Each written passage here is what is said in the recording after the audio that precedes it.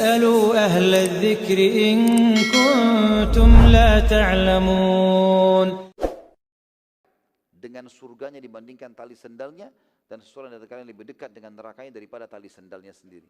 Artinya, seseorang kalau menjalankan perintah Allah, menerima, meninggalkan larangan, istiqamah, mati masuk surga. Dekat sekali surga itu, tinggal patuh saja selesai. Dan orang juga dekat sekali dengan neraka, maksiat. Dia zina, dia ke diskotik, dia ke bar, memabukan, tabrakan, mati masuk neraka. Ya, begitu dekatnya dia dengan nerakanya. Maka keluar sabda Nabi SAW justru karena kasusnya orang ini, kasusnya sahabat tadi. Kita masuk teman-teman sekalian ke dalam hal yang lebih dalam lagi tentang masalah perang Khaybar ini adalah pembebasan benteng Yahudi. Mulailah benteng-benteng Yahudi, setelah itu dibebaskan oleh muslimin. Yang pertama, pembebasan benteng Naim. Pembebasan benteng Naim.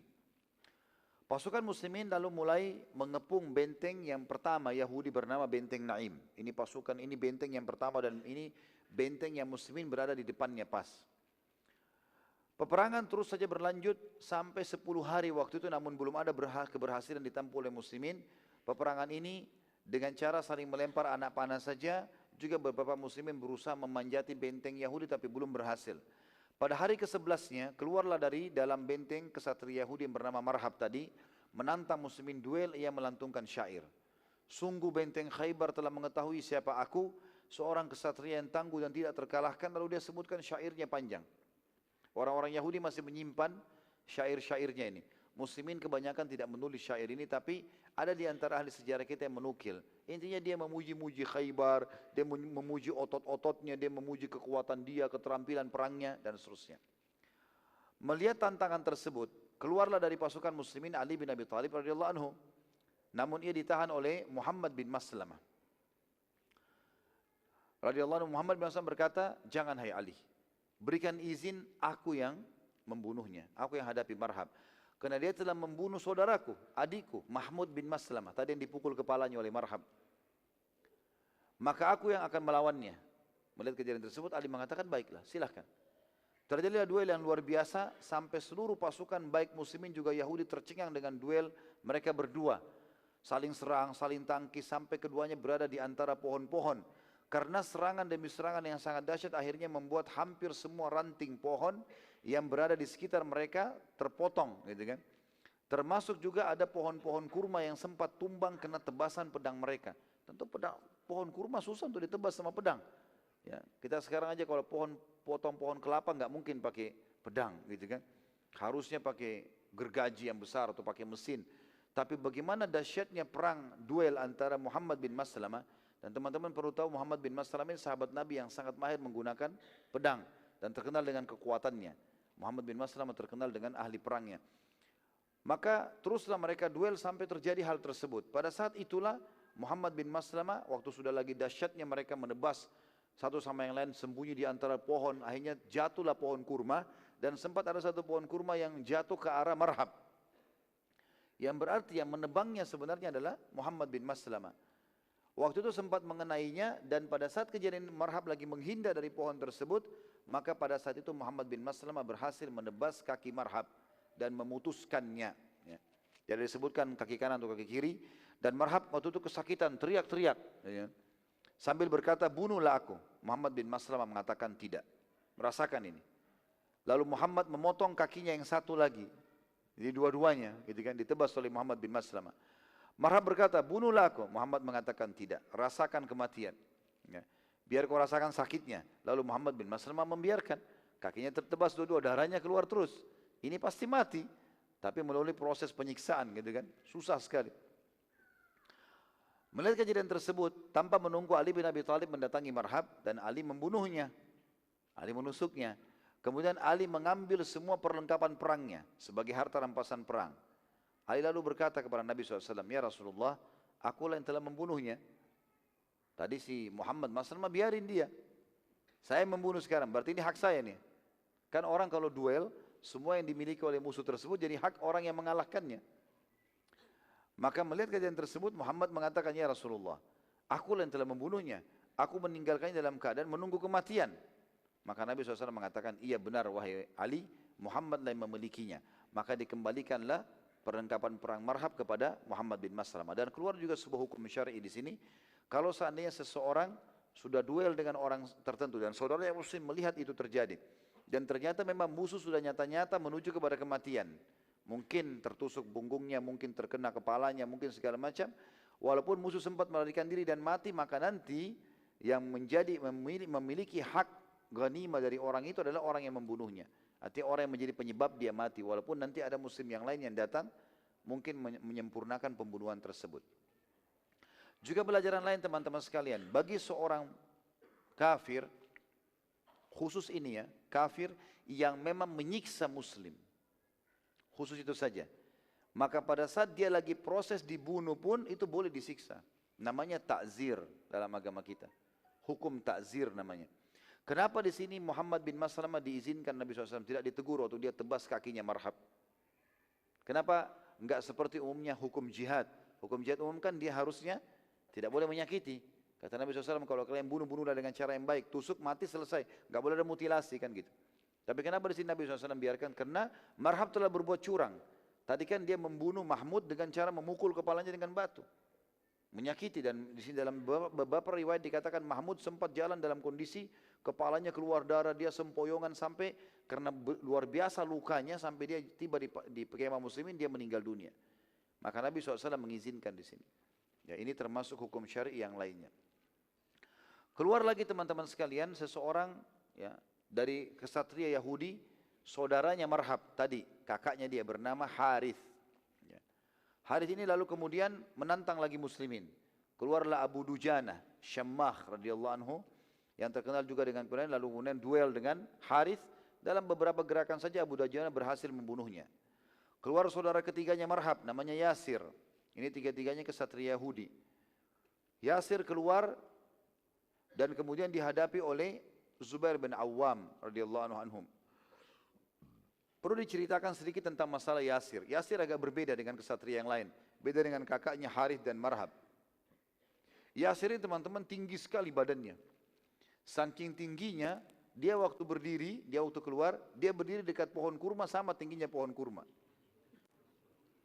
Itu dalam riwayat Sahih, riwayat Bukhari. Ya. Waktu dia keluar, dia jalan seperti seorang raksasa yang jalan. Dengan baju besinya, ya, dengan pedangnya yang besar, gitu kan. Dia keluar lalu dia berdiri dekat pohon kurma. Kelihatan pohon kurma itu dekat dia. Maka waktu dia dekat dengan pohon kurma itu Nabi SAW sendiri keluar. Lalu mengatakan, ya, pada saat itu Nabi mengatakan, Subhanallah, orang ini sangat tinggi.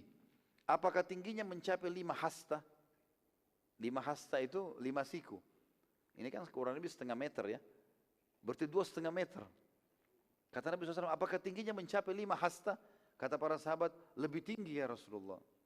Bahkan lebih tinggi daripada itu. Gitu. Yasir lalu melantunkan syair-syairnya yang masyhur. Tentu ini juga saya katakan, kita tidak nukil syair-syair orang Yahudi, di buku-buku mereka ada. Kita tidak penting masalah itu karena dia memuji-muji namanya, memuji Yahudi, memuji keterampilannya, ototnya, segala macam. Yasir lalu kemudian memuji-muji dirinya. Dan pada saat itu Zubair bin Awam menjawab tantangan tersebut. Lalu melantunkan syair yang masyhur. Beliau mengatakan, aku adalah Zubair yang hidup selalu mulia dan tidak akan pernah mundur. Saking besarnya postur tubuh Yasir, walaupun Zubair ini terkenal orang yang sangat kuat. Dan tentu nanti akan beliau dapatkan julukan khusus di sini karena mengalahkan Yasir.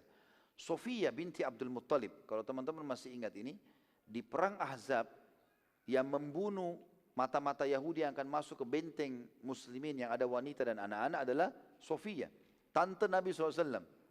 Ini tante Nabi, kakaknya Abdullah. Jadi tante Nabi dari ayahnya gitu kan. Terkenal sekali dengan ketegasannya.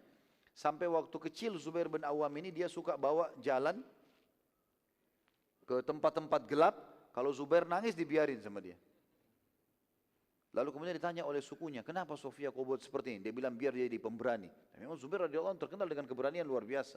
Nanti kita akan lihat juga dalam perang Hunain atau perang Hawazim. Itu waktu pasukan muslimin datang, orang-orang Hawazim tidak ada yang takut sama muslimin. Berani. Waktu Zubair datang, cirinya dia suka taruh tombak 2 di pundaknya, itu dikasih warna kuning. Waktu pimpinannya suku Hawazim melihat, dia tanya, siapa yang datang itu?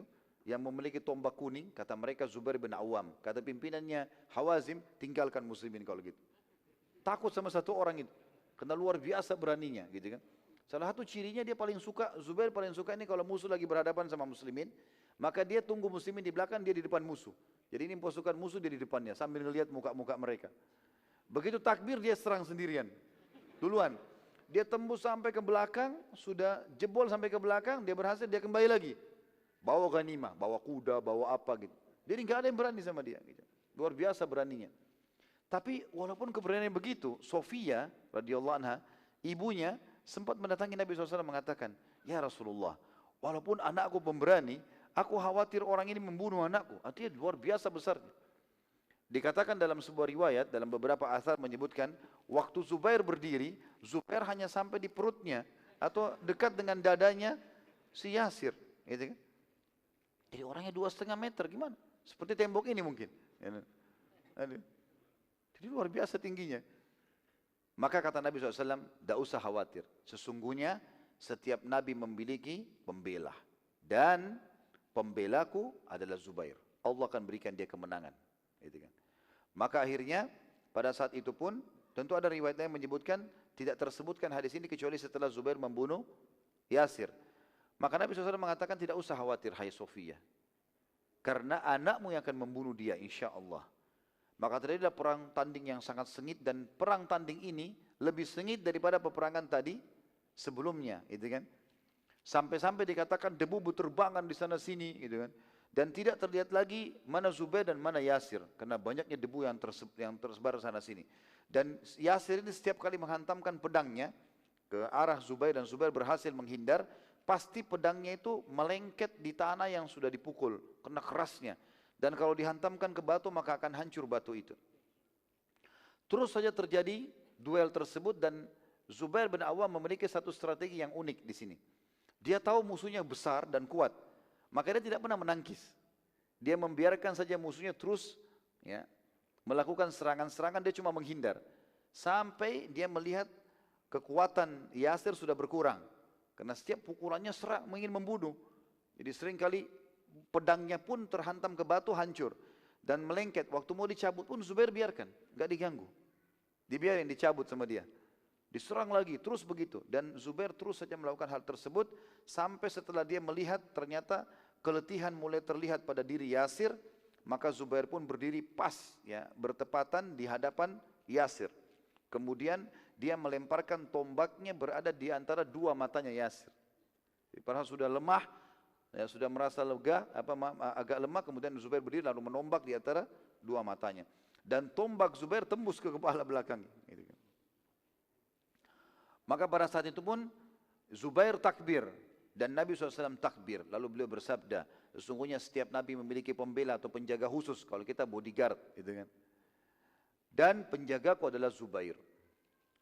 Setelah itu ternyata masih keluar lagi ya, seorang kesatria Yahudi yang lain yang bernama Amir. Dan orang ini dihadapi oleh Ali bin Abi Thalib, tapi orangnya tidak punya keterampilan, maka dikalahkan oleh Ali bin Abi Thalib dalam seketika. Keluar lagi pimpinan Yahudi yang lain bernama Usaid, juga mau duel. Karena di dalam benteng Yahudi rupanya tersebar berita, tuh ahli surga yang sudah mati-mati tuh. Padahal masuk neraka tentunya ya. Cuma seperti itulah motivasinya. Maka mereka berlumba-lumba keluar. Keluar lagi Usaid, dihadapi oleh Muhammad bin Maslamah. Nah, Muhammad bin Maslamah juga radhiyallahu anhu membunuhnya. Pada saat sudah banyak, semua kesatria Yahudi yang keluar tidak ada yang menang, apalagi ini kesatria yang mereka unggulkan, maka orang Yahudi memberhentikan perang tanding, nggak ada lagi. Kemudian mereka kembali melakukan strategi yang pertama, yaitu menyerang muslimin dengan anak-anak panah. Dan sekali lagi muslimin tidak ada cara lain kecuali harus menangkis dengan perisai-perisai mereka, dan tidak bisa buat apa-apa kalau sementara anak panah lagi banyak terserang. Pada malam sebelum pembebasan Khaybar, ada seorang Yahudi yang keluar dari benteng dan tertangkap oleh Umar bin Khattab radhiyallahu anhu yang merupakan ya, pemimpin keamanan pada malam itu. Umar lalu segera mau membunuhnya, namun dia berkata, sabar dulu, jangan bunuh aku dulu, tapi pertemukan aku dengan Nabi kalian.